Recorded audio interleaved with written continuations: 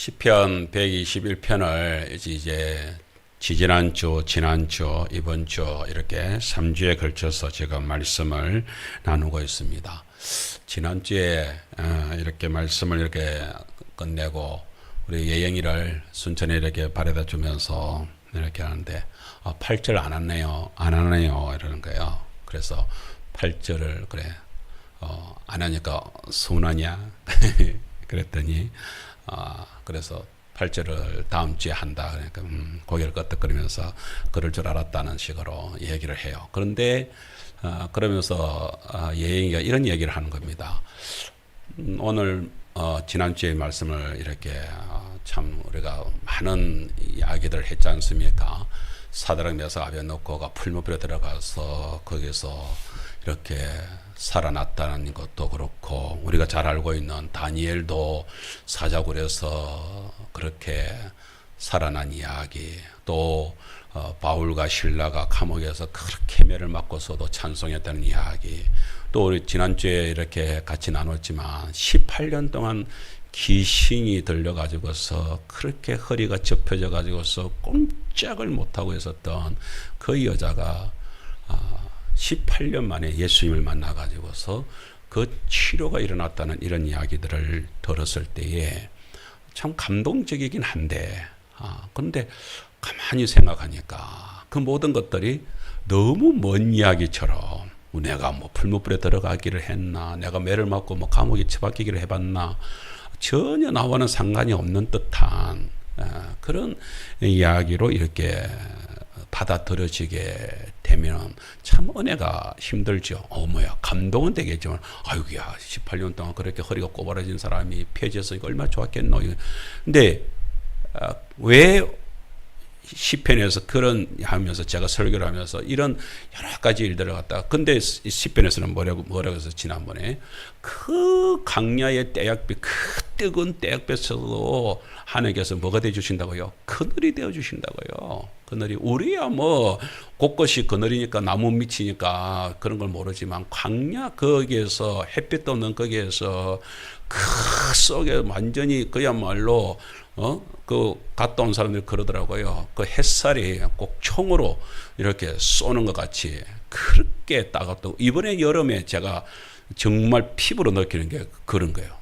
어른들이 그런 게, 햇살이 이렇게 따가워가지고서 살을 이렇게 쑤신다 이런 말을 하더니만, 올해 내가 그러더니 바깥에 나가는데 햇살에 피부가 아프더라고요. 이게 아프구나. 근데 그 강야의 떼약볕은 더 그렇다고요. 근데 거기에 뭐예요? 그늘이 되어주면, 그늘만 되어주면 그렇게 그곳에서 살만한, 왜 습기가 없는 곳은 그늘만 지어줘도 선선해지고 그런데요. 그런데 하나님께서 어떻게 해요? 그렇게 구름 기둥으로 낮에는 착 비춰주니까, 그늘을 만들어주니까 얼마나 그런 속에서 살아갔다는 얘기를 갖다가, 그게 뭐예요?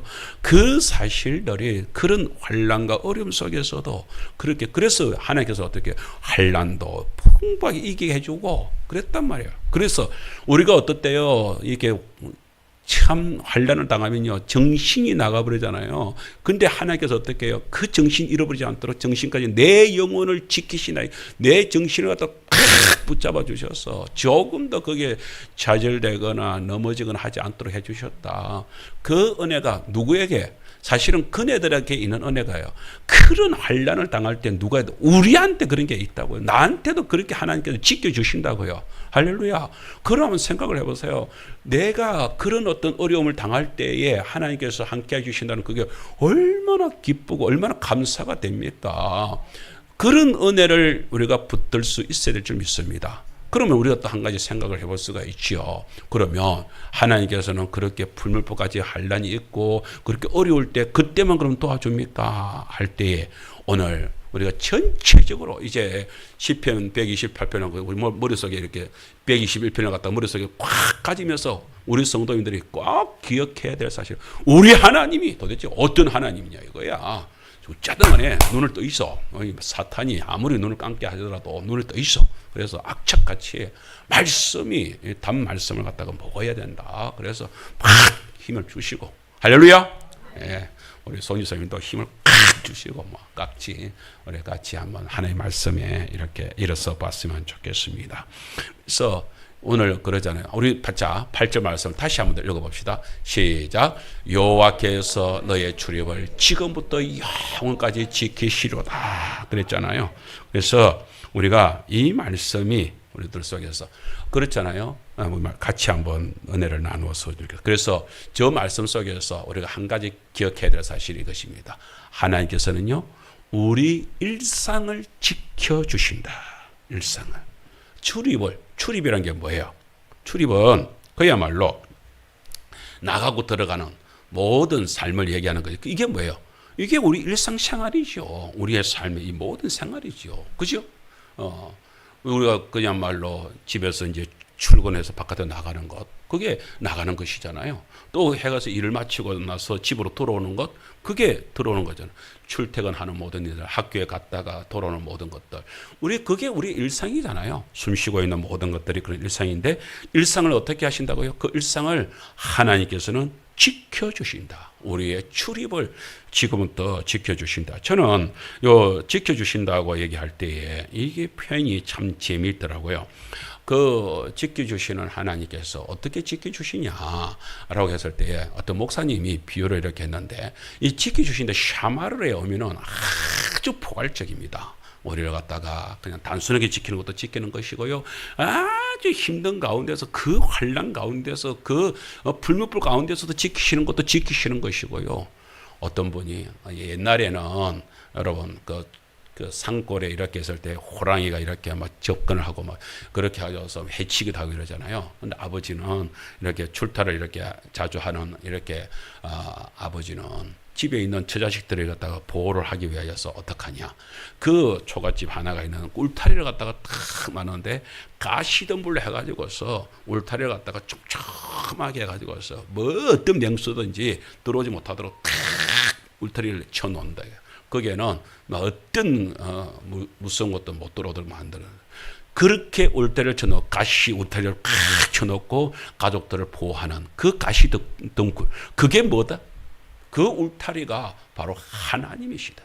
우리가 들어갈 때 나갈 때 보면 어떤 냉수와든 모든 것들을 쫙 지켜주신다 이거예요. 그렇게 지켜주시는 분, 그 지켜주신다. 그래서 여러분 121편이 8절밖에 안 되지만 그 짧은 구절이지만 그 속에 지킨다는 의미가 얼마나 많이 들어가 있는지 아십니까? 몇 가지로 그렇게 들어가 있는 부분들을 저희들에게 찾아보게 됩니다. 그 사실도 우리가 같이 염두에 두었으면 좋겠습니다. 시편 127편 1절에 그래서 이렇게 말씀을 하고 있습니다. 같이 한번 읽어볼까요? 시작. 여호와께서 성을 지키지 아니하시면 파수꾼이 깨어 있음이 헛되도다.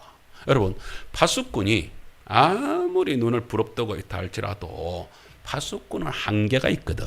그 성을 누가 지켜요?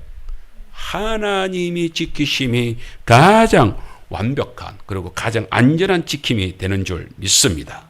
그래서 우리가 정말로 이런 하나님이 지키시는 이런 은혜를 갖다 이렇게 생각을 갖다 이게 하나님께서 우리가 일상을 갖다가 이렇게 그 출입을 이렇게 지켜주신다 생각을 할 때 이게 도대체 뭘까라는 것을 실감이 안 되고 있다가 제가 군대에 신병훈련소에 간다. 얼마나 신병훈련소에서 훈련을 하는지. 그렇게 해서 이제 퇴소식 날 이제 부모님 모셔가지고서 거기 왔을 때에 그래서 이제 모두 다 이제 제식 그걸 보여주잖아요. 그거 보여주기 위하여서 이게 밤에도 훈련을 시키는 거예요. 그런데 제가 간 날이 이제 진짜 여기서는 2월 달에 그렇게 별로 그렇게 안 해도 제가 2월 18일 군에 입대를 하셨는데 그 전방에서는요, 2월 달에 눈이 엄청나게 와요. 추워요. 겨울에 엄청나게 추워요. 아직까지 한겨울이나 마찬가지예요. 그런 가운데서 옷통을 벗겨가지고서 막 훈련을 이렇게 막 하면은 몸이 땀이 범벅이 되고 흑투성이가 되시오. 그런데 어느 날 훈련을 그렇게 하면서 하도 우리가 이게 제대로 이게 뭐가 안 맞으니까 그렇게 해서 뭐 애들이 여기서 저기서 힘들다고 막 캑캑거리니까 모두들을 갖다가 얼차례를 또 옛날에는 얼마나 좋은지 아십니까? 요즘에는 뭐 가혹행위라고 해서 주지 않는다 그러더만은 그때는 그렇게 열심히 그렇게 얼차례를 받고 그랬습니다. 그렇게 해가지고서 이제 저희들 기진맥진에 있는데 모두 다 조교가 연방객 들어놓게 하는 거예요.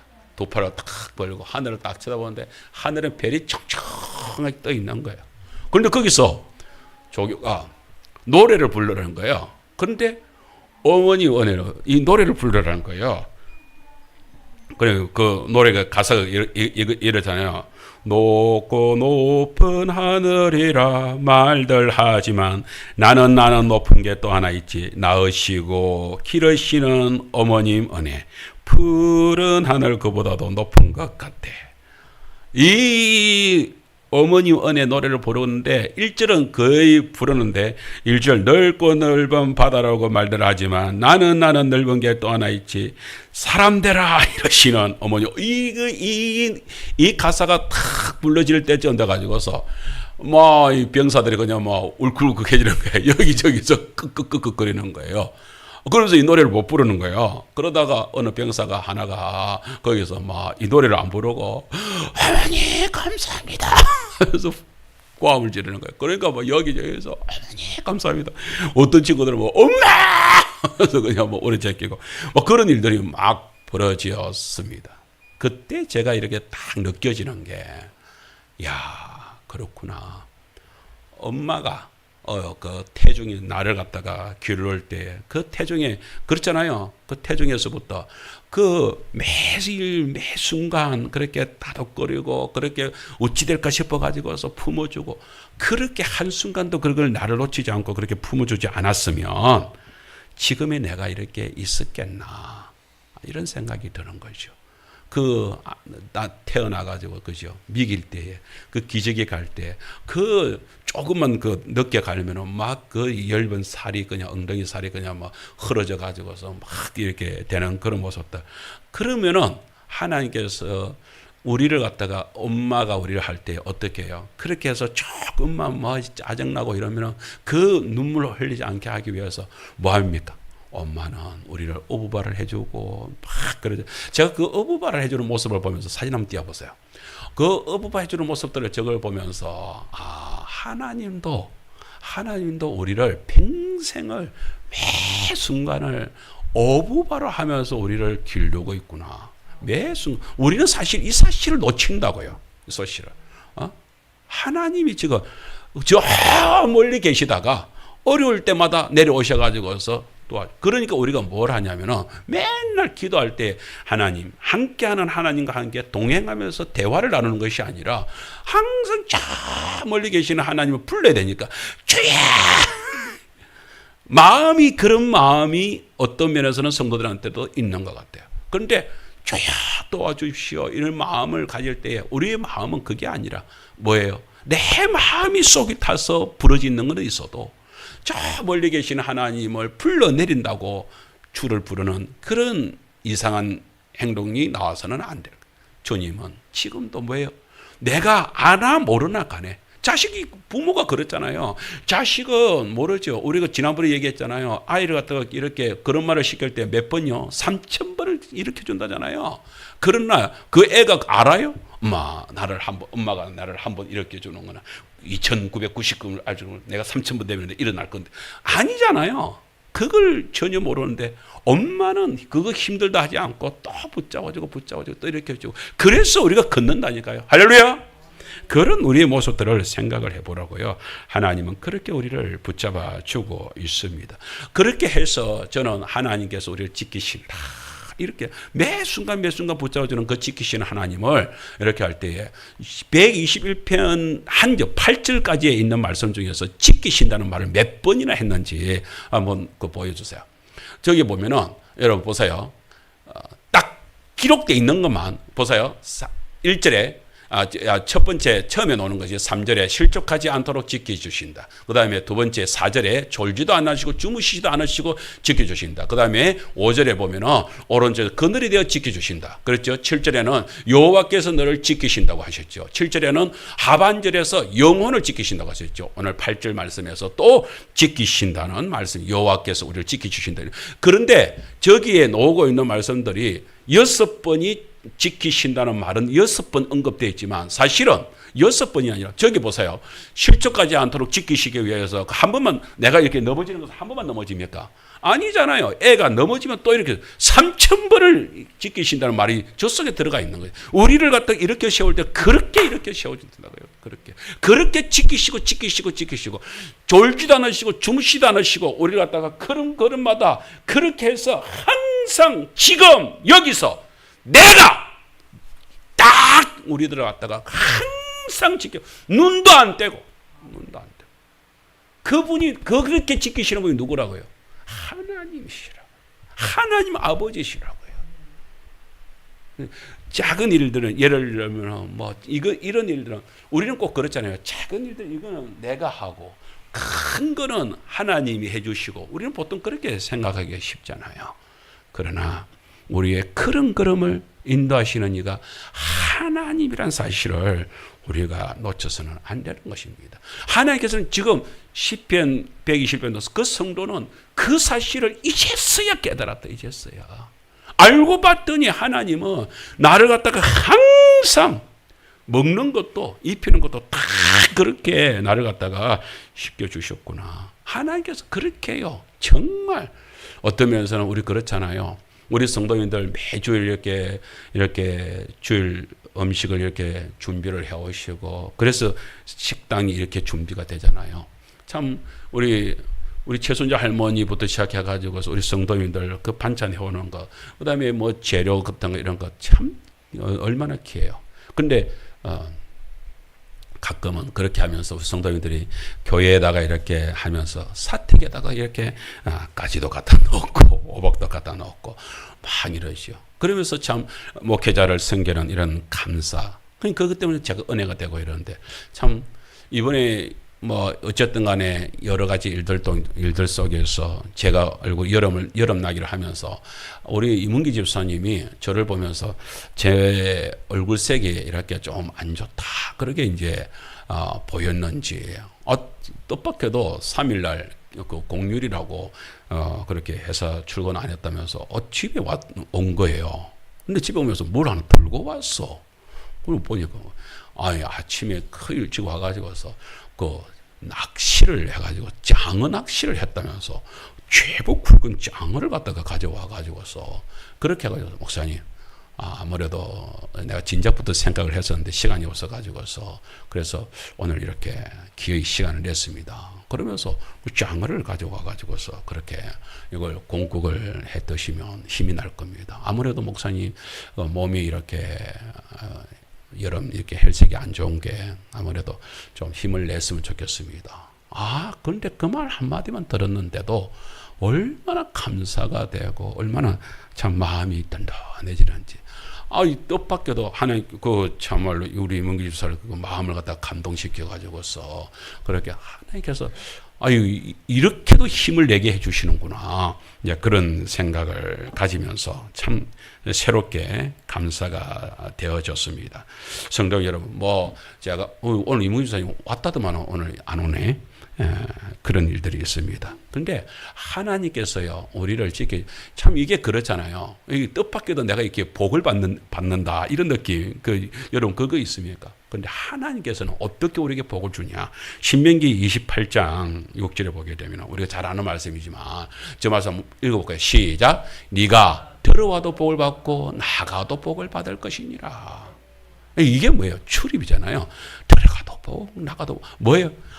저 말은 뭘 말하냐면은 내가 나가면 복을 이렇게 따겠지. 그게 아니라 하나님이 뭐예요? 항상 우리와 함께 하시고 우리를 지켜주시는 하나님이시니까 우리가 뭘 하든지 간에 그 속에서 복이 되는 일들이 일으킨다는 거예요. 하나님 그렇게 만들어 준다는 거예요. 그 말씀들이 그래서 우리가 지금 신명기 28장에 있는 축복의 장을 갖다 전체적으로 읽을 수는 없지만 그 내용을 이렇게 보게 되면요, 하나님께서는요, 그야말로 우리한테 이렇게 말하는 거예요. 지키시는 하나님과 함께하면 얼마나 복된지 아냐? 너 지키시는 하나님, 우리 지난번에 창세기 15장 그 말씀 1장 1절에서 우리가 그랬잖아요. 하나님이 우리한테 뭐가 돼 주신다고 했어요? 하나님은 너의 방패가 되어줄게. 너의 제가 그래서 제목을 뭐랬어요? 어마무시한 큰 큰 상급이 돼줄게. 내가 그랬잖아요.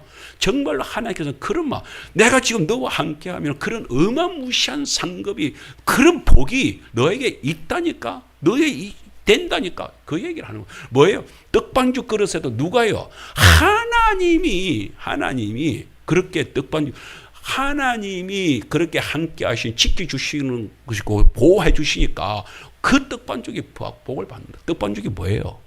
우리의 생활이잖아요. 일상생활 속에서 하루하루에 그 우리 주기도문에 그런 말 있잖아요. 하나님께서 어떻게 일용할 양식을 주시옵고, 여러분 때마다 먹을 것을, 아이고 우리는 이렇게 말했죠. 아이고 목사님 그거 우리가 그거 뭐 밥을 하지 뭐 하나님이 밥 해줍니까? 그럴런지 모르지만 가만히 생각을 해보세요. 우리가 깊이 깨닫고 나면 그렇습니다. 제가 자주 얘기하지만 우리나라가 이렇게 잘 먹고 잘 살게 됐다고요? 북한이 저렇게 못 먹게 됐다고요? 아니라니까요. 우리 해방되기 전만 하더라도요. 그 일제시대 때요. 북한에서 저쪽 만주 쪽으로 지금 나가기 위해, 중국 쪽으로 나가기 위하여서 북한 쪽에 훨씬 더 공업 기술이라든지 그렇게 평야지대도요. 북한 쪽에 훨씬 더 많았다는 거 아세요? 6.25 터졌을 때에 그때만 하더라도 북한이 우리 남한보다도 4배에서 6배 정도가 더 잘 사는 나라였다는 거 아세요? 여러분 그거 아세요? 우리는 완전히 굶어 죽을 판에 있었다고요. 전쟁 났을 그때만 하더라도요. 100년이 지났습니까? 200년이 지났습니까? 이 70년이 지나는 이 사이에 여러분 완전히 바뀌어. 지금 북한하고 우리하고 경제를 갖다 얘기하게 될 때에 30년 이상의 차이가 난다는 이야기를 합디다. 정말 그렇잖아요. 그러니까 지금 우리나라에서 묵고 살기 힘들어서 혹시나 군대에서 이렇게 죄를 지어가지고서 북한으로 튀어 올라간 그 장교들이 있어도 묵고 살기 힘들어서 내 묵고 살란다.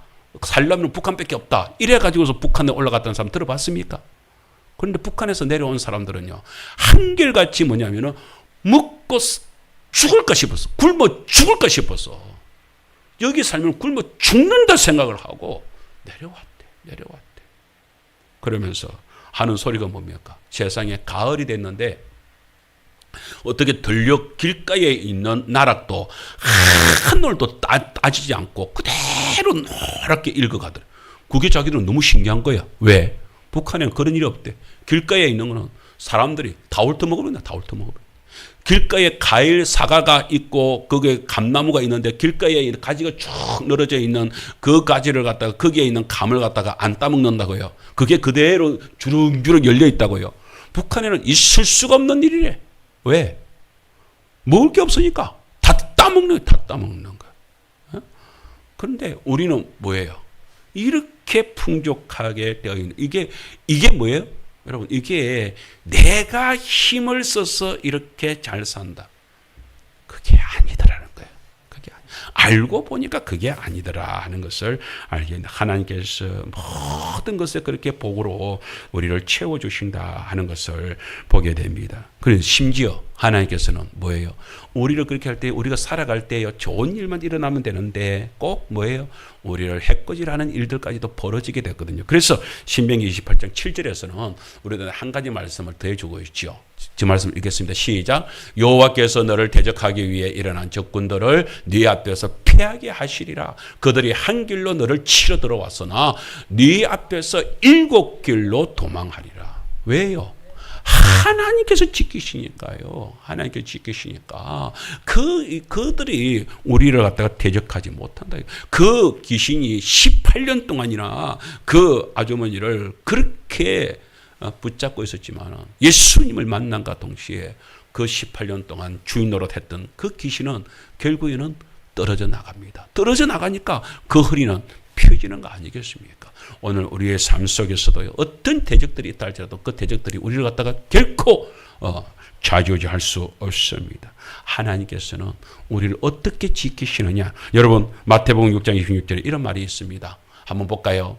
공중의 새를 시작. 공중의 새를 보라. 심지도 않고 거두지도 않고 창고에 모아들이지도 아니하되 너희 하늘 아버지께서 기르시나니 너희는 이것들보다 귀하지 아니하냐. 아니 하늘에 나는 새도 지가 다 하는 것 같지만 하나님께서 먹이를 갖다가 다 주고 그렇게 하니까 새가 산다. 저 들의 백합화가 지가 그냥 저렇게 살아가는 것 같냐? 아니다라는 것이죠. 저 백합화가 저렇게 하나님께서 기르고 물을 주고 그게 길러지게 되니까 저 백합화가 사는 것이다. 그 얘기를 하는 것이에요.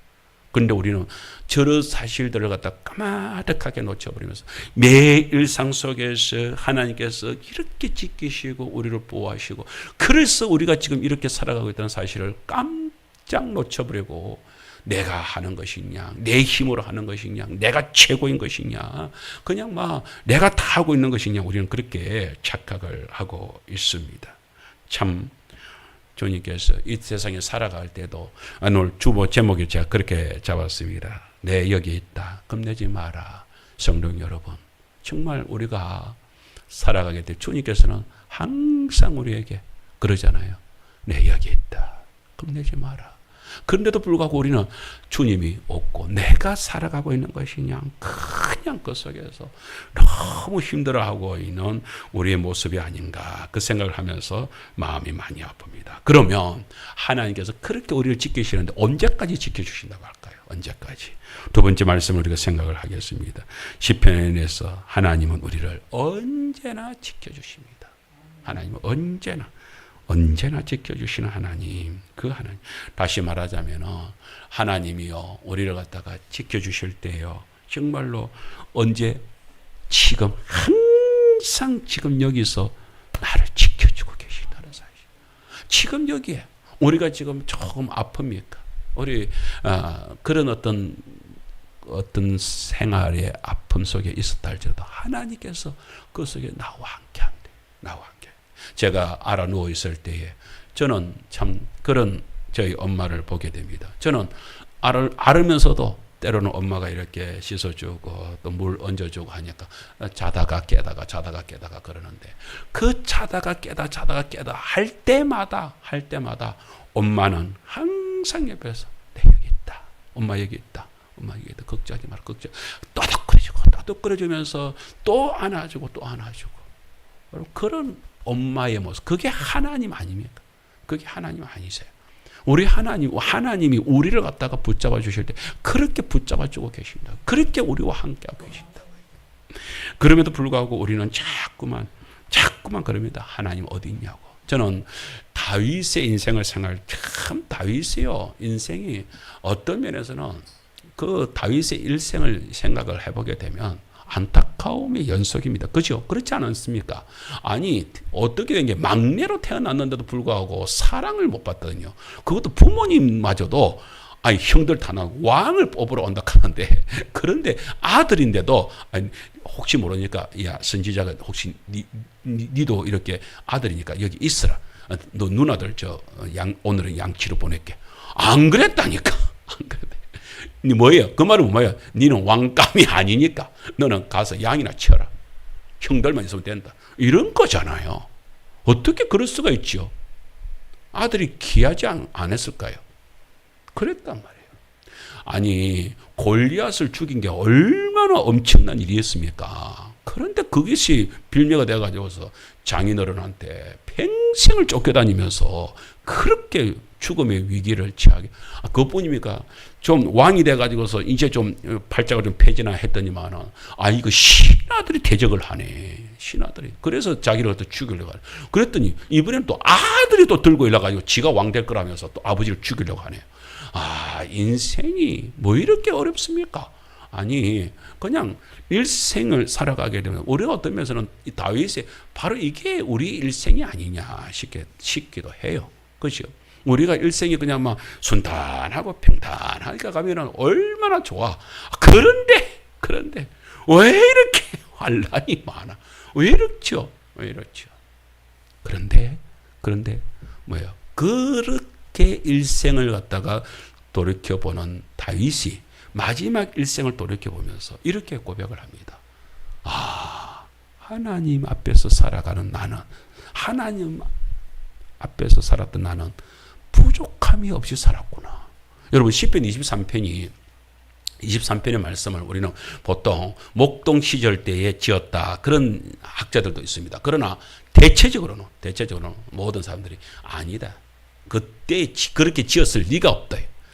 다윗이 자기 인생을 다 살고 나서 마지막 그 노년의 인생을 전체적으로 다 돌이켜 보았을 때에 그때의 고백이다.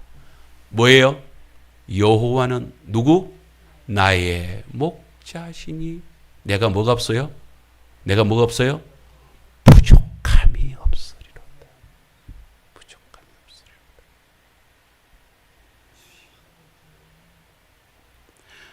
하나님이 목자가 뭐예요? 목자 되시는 분이 지켜주시는 분이잖아요. 양을 지켜주고 인대주고 물가로 데려다주고 먹여주고 그리고 시원하게 여러분 우리나라 풀밭 생각하면 안 됩니다. 광야는 얼마나 맹수가 들끓고 얼마나 물가에서요. 저 옆에 있는 목자들이요. 그렇게 치고 들어와 가지고서 물을 빼앗고 우물을 빼앗고 그런 전쟁터단 말이에요. 그런데 하나님이 목자가 된 그 물가에서는 뭐까지 한다고요? 물을 실컷 마실 뿐만 아니라 거기서 쉬게도 해주신다. 쉬게도 해주신다. 여러분 그 광야를 생각을 하면서 그 시편을 다시 읽으면요. 얼마나 은혜가 되냐. 푸른 풀밭요. 푸른 풀밭은 개 뿌리고 풀이 한두 개만 있어도 괜찮게요. 그런데 하나님이 목자 돼가지고서 탁 풀밭으로 데려가 주는 그 풀밭은요. 푸른 풀밭이요. 푸른 풀밭. 마음껏 뜯어먹어도 배불리 먹어도 얼마든지 남아도는 그런 풀밭으로 목자 되신 하나님이 이끌어 주시더라는 거예요. 그 풀밭, 그 시원한 물가에서 그렇게 물을 갖다 실컷 마시고 거기서 누워서 편안하게 쉴 수 어떻게 해요? 목자가 지켜주니까 거기서 하면서 맹수들이 오지 않도록 우리 목자가 지켜주는 가운데서는 우리 여기 쉴 수 있어.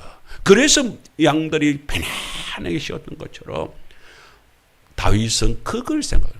하나님이 나의 목자가 되어주시니까 하나님이 나의 지킴이가 되어주시니까 하나님이 나의 보호자가 되어주시니까 내가 이렇게 그래서 뭐예요?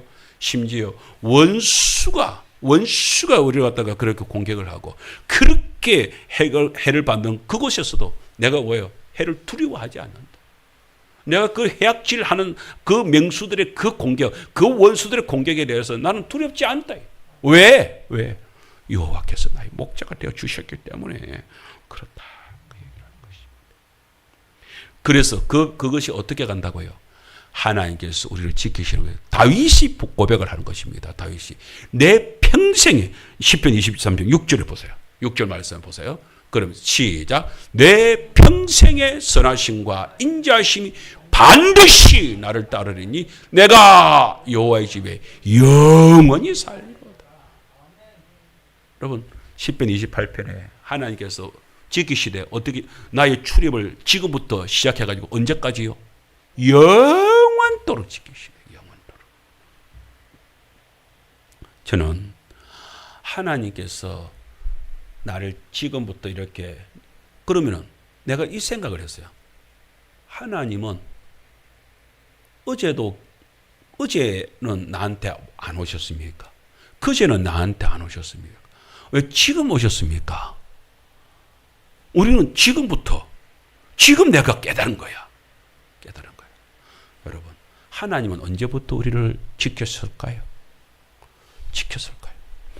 에베소서 1장 보십시다. 에베소서 1장 4절 5절 시작. 곧 창세전에 그리스도 안에서 우리를 택하사 우리로 사랑 안에서 그 앞에 거룩하고 엄히 없게 하시려고 그 기쁘신 뜻대로 우리를 예정하사 예수 그리스도로 말미암아 자기의 아들들이 되게 하셨으니. 하나님의 아들 딸로 우리를 부르셨는데 언제 우리 정건사님 태어났을 때 언제 창세전에. 창세전이라는 게 뭐예요? 천지가 창조되어지기 전이라 그랬잖아요. 언제일까요? 하나님께서 우리를 이 땅을 갖다가 창조하겠다 계획하고 머릿속에서 구상을 할 때, 그때 벌써 누굴요? 지금 2024년에 살고 있는 하계 제일교에 살고 있을 우리들까지도 뭐 해가지고요? 다 예비하셔가지고 예정하셔가지고 머릿속에 계획을 다 하시고 그때부터 시작돼가지고서 우리를 택하였다. 나는 이 에베소서 말씀을 읽을 때에 고마 속에서 울컥되는 거예요. 울컥되는 거예요. 아, 내가 그때 내가 고등학교 1학년 때 그때 하나님이 고마 내 멋대로 살게끔 내버려 뒀다가 그때 고등학교 때 값생아 오느라 이게 아니었구나. 이게 아니었구나. 나를 갖다가 태어났을 때에 나를 갖다가 지켜본 게 아니라 이미 이 세상을 이 땅을 갖다가 창조할 때에 이미 나를 예정하시고 우리를 예정해 놓으시고 그래서 때가 되매 그때 우리를 갖다가 여기까지 불러서 우리를 주의 딸이라 주의 아들 되게 만들어 주셨다는 그걸 깨달았다는 거예요. 오늘 저와 여러분 하나님께서 우리를 갖다가 우리는 늘 그러잖아요.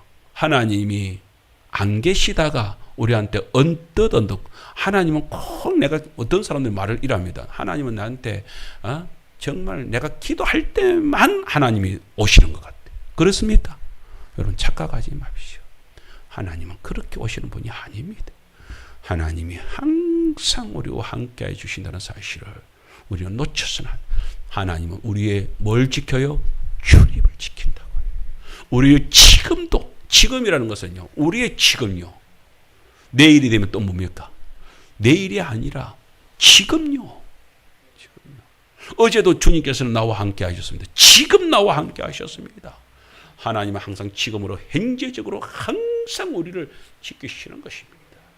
그 주님이 오늘 저와 여러분을 이렇게 지켜주고 계신다는 사실을 기억하십니까? 우리는 가끔 가다가 그런 사실들을 놓쳐요. 저희 몇 년 전에 우리가 그 명절이 그때 추석이 조금 늦어져 가지고 10월 이때쯤 명절 돼 가지고 그때 돼 가지고서 추석이 이렇게 돼 가지고서 그래서 우리 추석날 저희 집에서 그 단감을 이렇게 좀 감을 홍시를 따야 될 때가 되었습니다. 그래서 이제 사다리를 놓고 이렇게 막 감을 따고 있는데 이 어린 조카 놈들이 그렇게 해가지고서 친애들도 이제 조금 컸다고 지네들도 이제 감을 따겠다고 막 이렇게 그 사다리를 타고 올라가고 막 이러는 거예요. 우리는 아무 생각 없이 우리 애들 뭐 다 큰 애들이니까 그래서 뭐 그냥 하고 있는데 아버지들은요 그렇게 하고 있는데 모두가 다가 누구에게만 관심이 가 있느냐? 지 새끼에게만 관심이 가 있습니다. 이게 희한합니다. 다른 애들 어쩌고 조카들은 안 보여. 우리 애 저도 그렇더라고요. 우리 애 뭐 있으니까 뭐 괜찮다 이러고 있는데 그런데 한참 이 감을 따고 있는데 갑자기 장독대에서 그렇게 뭐 하는 것을 보고 있던 재수 씨가 갑자기 비명을 지르는 거, 와 하면서 비명을 지르는 거예요. 깜짝 놀래고 와 하면서 보는데 동생이 자기 애를 갖다가 그 작은 아를 갖다가 이렇게 덥석 끌어안고 있는 거예요. 어찌된 거고 보니까 애가 이제 그 나무에 올라가 가지고서 그 홍시를 갖다가 이제 가지가 달만하니까 이제 이렇게 다리를 해가지고 홍시를 따려고 딱 하는 순간에 이게 이제 툭 끌어지고 힘이 이게 툭 되잖아요. 툭 된과 동시에 그냥 막 애가 그냥 막 사다리에서 푹 떨어지는 거야. 그런데 언제 봤는데 나는 못 봤는데 그 동생이 자기 아들 갖다가 덥석 하면서 괜찮다. 나중에 동생이 그러는 거예요. 애가 그 위에 올라가는 걸 봤대.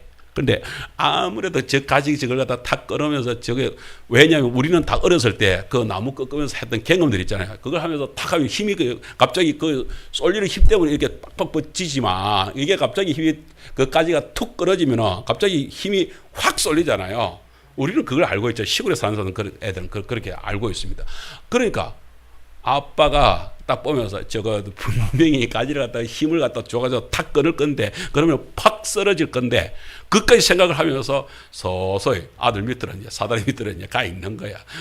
괜찮으면 괜찮은 건데 만일에 위험해질 수 있으니까. 그런데 아니나 다를까 턱 대면서 고마치 중심을 잃어버리고 와 하면서 재수 씨가 그걸 본 거야. 그러면서 지 새끼 이제 죽는다고 이제 비명을 지른 거야. 그런데 밑에서 덥석 안 하면서 괜찮다. 그 얘기를 하는 거예요. 뭔 말이에요?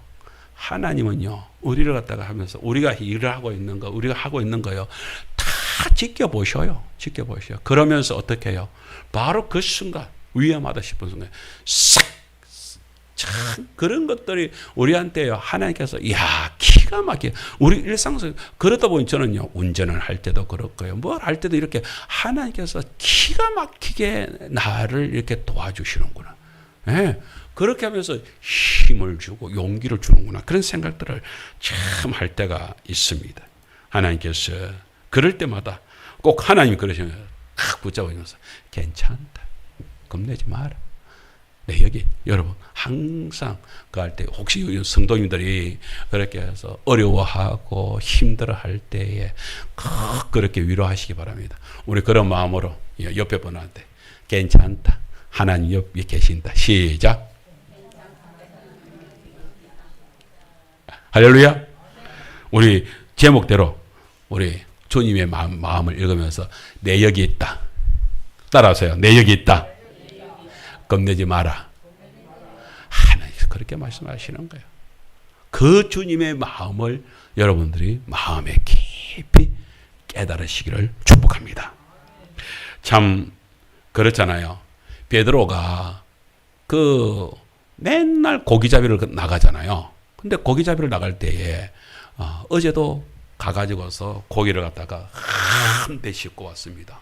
그래서 그거 가지고서 밥도 이렇게 음식집에 가족들한테 이렇게 먹을 거였습니다. 그래서 오늘 밤에도 또 거기 갈릴리 교회는 밤에 이렇게 고기잡이를 나가니까 그렇게 해가지고서 오늘도 이렇게 해서 만선이 돼가지고 돌아와야지 이러면서 이제 아주 즐겁게 친구들이랑 같이 이제 서로 인사하면서 이제 초저녁에 이제 배를 나가지 않습니까? 그렇게 해서 하는데 웬일입니까? 이게 오늘따라서 이게 안 잡히는 거야. 그물을 여기다 원래 그 고기잡이 하는 사람들 그 포인트라는 게 있잖아요. 그래서 그물 딱 던지면은 보통 전문가들은 이제 딱 압니다. 여기서 그물 내리면 쫙 잡히고. 그런데 안 잡히는 거야. 안 잡히는 거야. 그죠? 그 밤새도록 고기가 한 마리도 안 잡혔어.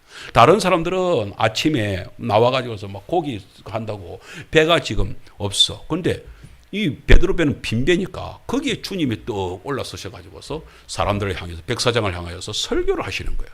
그 뭐 베드로는 찌는 뭐 고기 한 마리도 못 잡았으니까 그냥 그물 대강 이제 챙겨놓고 이제 설교에 이제 집중을 하는 거야. 설교를 탁 듣고 있는 거야. 설교를 다 끝내고 나서 갑자기 이제는 훤한 새벽이 아니라 이제 아침이 됐어. 아침에는 이제 고기 못 잡아. 왜냐하면 고기는 아침에는 안 잡힌대. 그래서 이제 저녁 때 새벽에 이제 철수를 다 해야 되는데 이제 아침이 턴한 대낮이 되는데 갑자기 예수님이 베드로한테 배를 저 깊은 데로 몰고 가자는 거야. 그래서 거기에 그물을 내려라 이러는 거야. 원래 갈릴리는 원래 그런 곳이 아니랍니다. 깊은 데는 원래 고기가 없답니다. 그런데 설교를 들었잖아요. 베드로가 설교를 들으면서 마음에 이상한 감동이 온 거죠. 선생님의 말씀을 들어야겠다는 감동이 온 거죠. 여러분, 이 감동이 올 때에 우리 이문길 주사님은 그 감동 따라서 해가지고 좋은 일이 그렇게 참 목사한테 위로를 주는 그런 일들. 우리 성도님들도 어떤 면에서는 그럴 때가 있을 것입니다. 마음에 나도 모르게 감동이 올 때가 있어요. 설교를 들으시면서 여러분들 이거 해야 되겠다 이런 감동이 있습니까? 여러분 그걸 그대로 한번 해보십시오. 순종을 한번 해보십시오. 하면 거기에 놀라운 하나님의 복. 물론 내가 지금 얘기하는 게 여러분 오해는 하지 마십시오. 이번에는 내가 목사님한테 짱을 가져와요. 제가 지금 목사한테 짱 가져오는 그 얘기하는 게 아니에요. 목사한테 얘기가 아니라 우리 일상 삶 속에서 우리가 생활 속에서 하나님이 나한테 뭔가가 뚝 하고 생활을 해나가든 뭘 하든 그렇게 말씀 속에서 감동이 주는 게 있다니까요. 말씀 속에서. 베드로가 그러잖아요. 아니 이제까지 자기 상식으로는 그 깊은 곳에 갈 리도 없고 가도 안 되는 거예요. 왜냐 어차피 거기 이제까지 평생 어쩌다 한 번씩 어떤 사람들이 그 깊은 데로 가서 그물을 내려본 적이 있겠죠. 그런데 역시 깊은 데는 고기가 없구나. 그랬을 거예요. 그런데 베드로가 뭐라냐면 내가 밤새도록 고기를 잡아봤지만 고기를 못 잡았습니다. 그런데 선생님이 말씀하시니까 말씀에 의지하여서 설교에 감동이 되어서 내가 한번 순종을 하겠습니다. 그래요, 순종. 그게 그렇게 말씀 따라가 보는 거예요. 말씀 따라가 보는 거예요. 그래서 건물을 내렸더니 이게 웬일입니까? 이제까지 누구도 그 속에서 건물이 고기를 잡아본 적이 없는데 건물이 찢어질 정도가 되는 거야. 못 올리게 되는 못 올리게. 그래서 이게 우리만 안 되겠다. 그래가 친구 배를 불러가지고서 그랬더니 배가 2배에 가득 차도록 가득 채워가지고서 그렇게 돌아왔다는 얘기를 하는 것입니다. 하나님께서 뭐예요? 우리가 이런 사실들을 생각을 할 때 우리가 그렇잖아요. 왜 그걸 보여주겠습니까? 예수님이 누구다 하는 것을 베드로에게 딱 그러니까 그 정도 딱 되니까 그러면서 베드로를 향해서 너 나 따라와. 그러니까 베드로가 두 말도 안 하고 예수님을 따라 나서잖아요. 그게 예수님을 처음 만났을 때에 일어난 일이거든요. 하나님께서 우리를 갖다가 부르실 때 그런 어떤 은혜가 있을 때 우리가 일상 속에서 어제까지는 아니었는데 오늘 이렇게 하나님 만나게 해주는 일들요. 그런 놀라운 일들이 일어나게 되더라는 것입니다. 그런데 우리는 그것을 갖다가 쉽게 놓친단 말이죠. 그런 일들이 일어납니다. 저는 이제 오늘 마치고 나서 재직회를 잠시 해야 될 일이 생겨졌는데 자, 좋은 얘기할 테니까 보다 더 눈을 뜨세요. 깨우세요.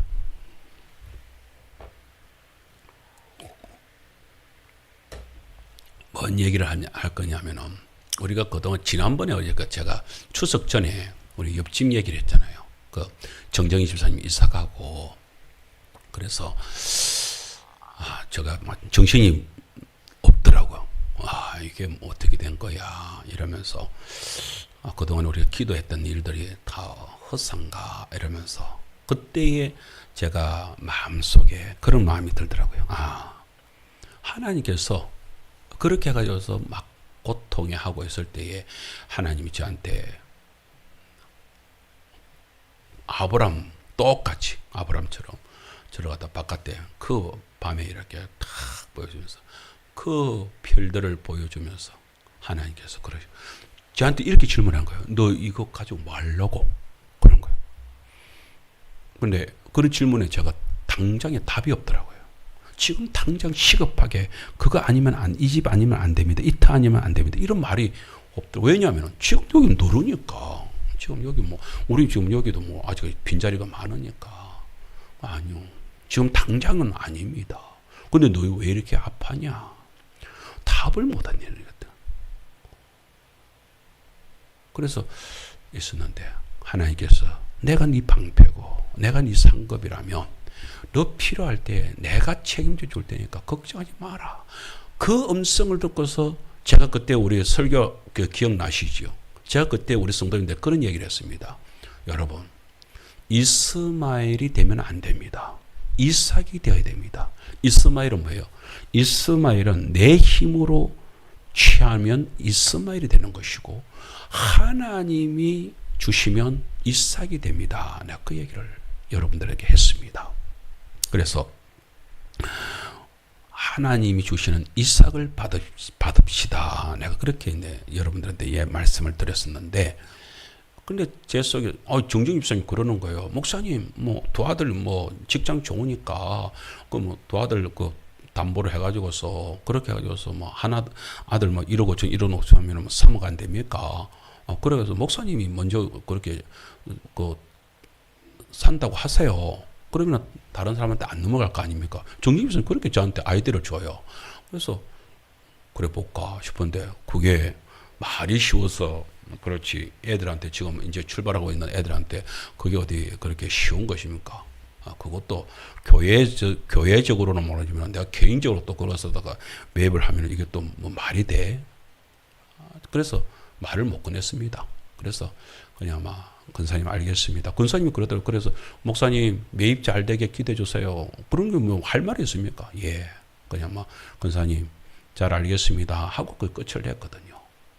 그리고 추석 때 온다더만은 추석 때 안 내려왔어요. 그랬더니만은 지난 10월 1일이 그 공휴일이잖아요. 그때 남편하고 같이 이렇게 내려오고 있다고. 그래서 북천 들렀다가 오후쯤 돼가지고서 집에 왔어요. 와가지고서 이제 같이 만나가지고 그래 막 둘러보고 그리고 옥상도 가보고 이제 다 이렇게 다 둘러보고 나서 그러고 나서 남편이 그러는 거예요.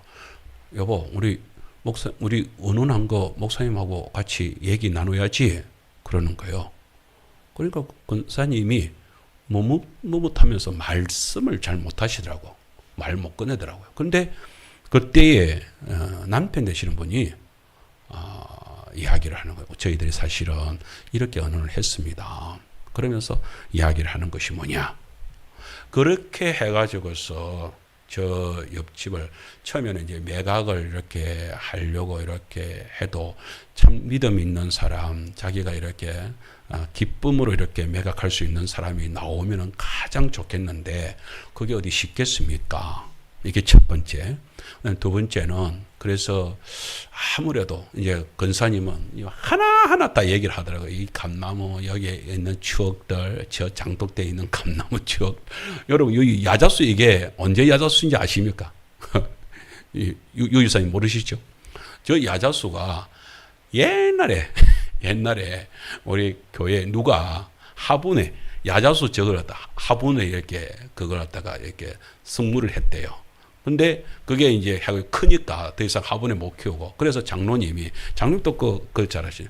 그래서 그 두 개를 저기다가 땅에다 그냥 심었대. 그게 자라가지고 저만큼 된 거래. 그 얘기하면서 그저 베야 된다 하니까 아이고 아버지가 저거 애터지게 심은 건데 또 그러시는 거야.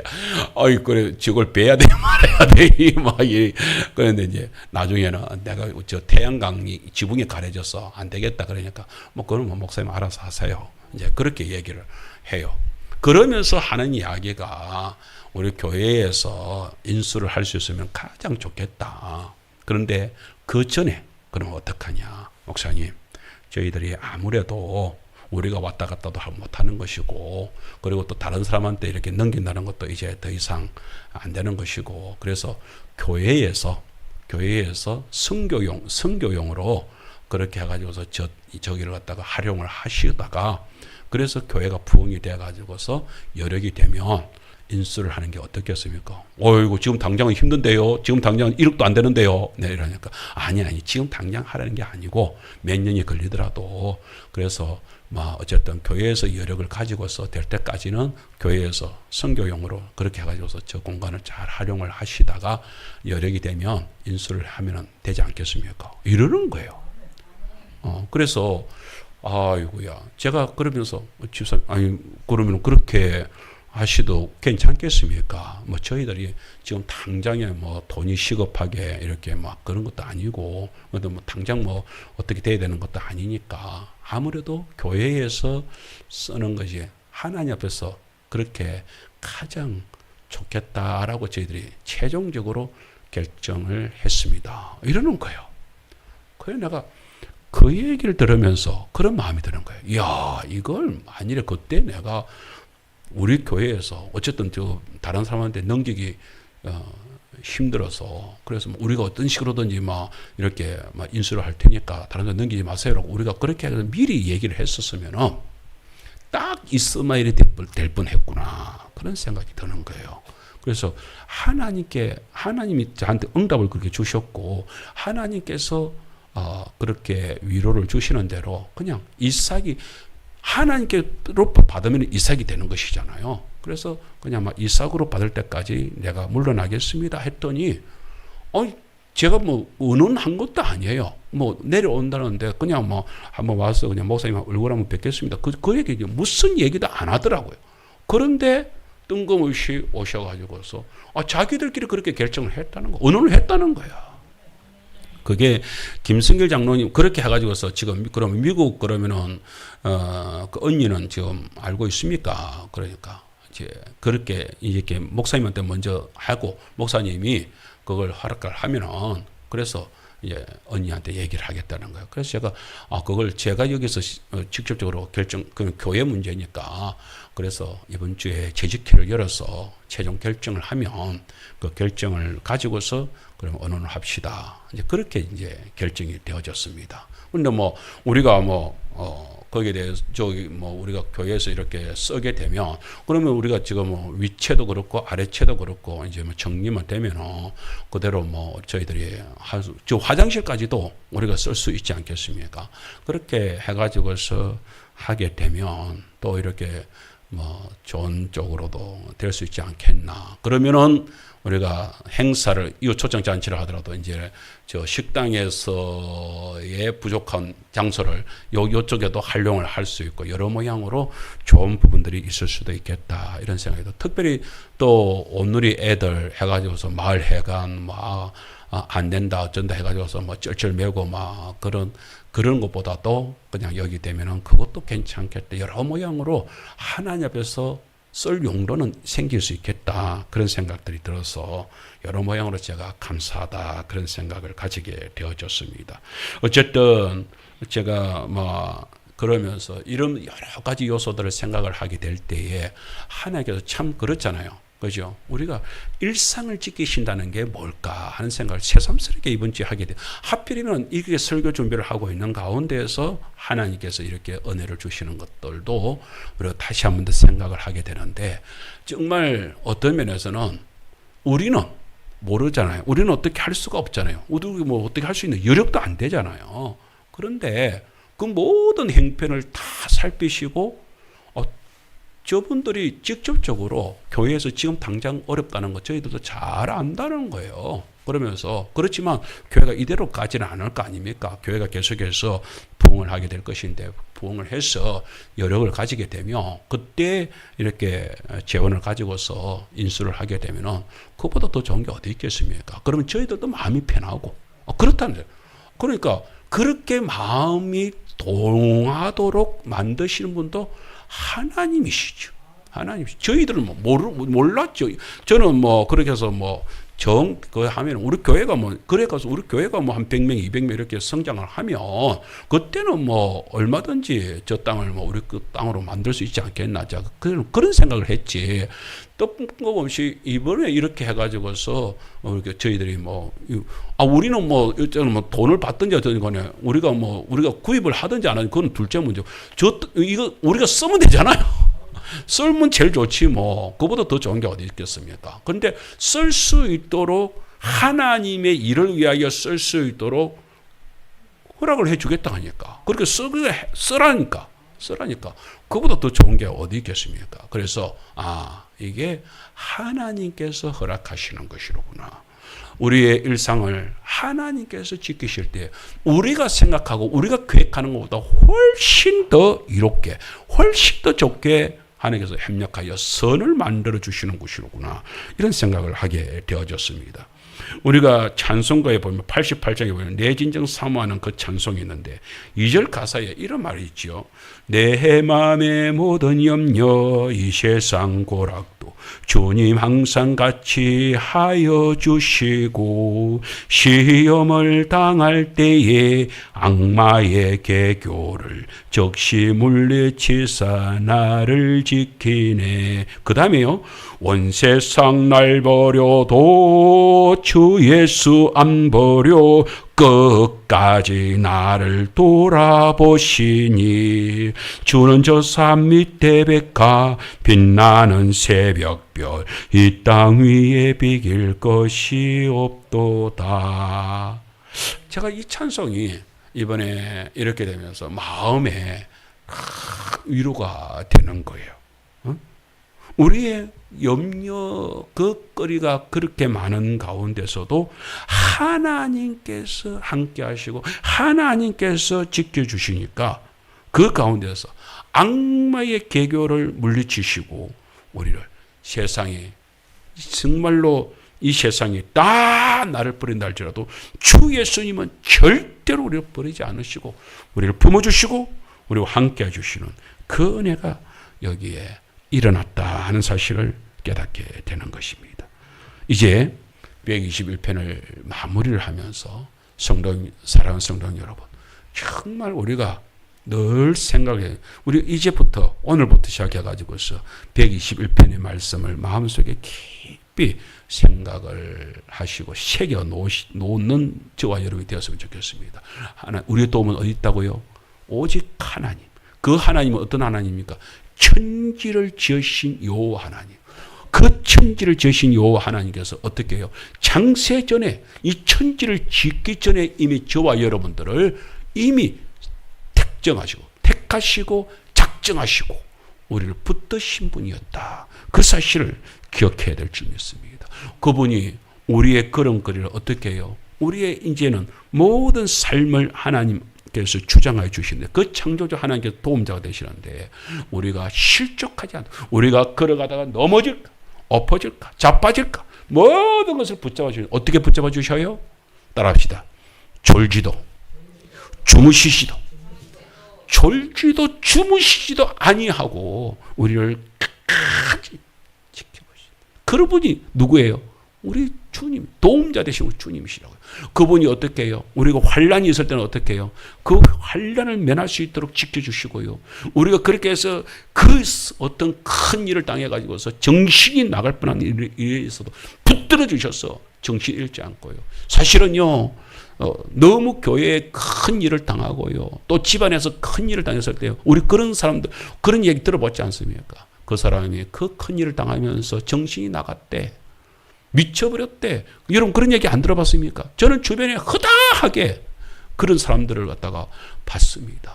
정신이 나가버리는 거예요. 미쳐버리는 거예요. 그런데 주님께서는, 주님이 지켜주시면요, 그 가운데서 우리 정신을 붙잡아 주신다고요. 할렐루야. 그분이 누구예요? 우리 지키시는 우리 요 하나님, 우리 하나님.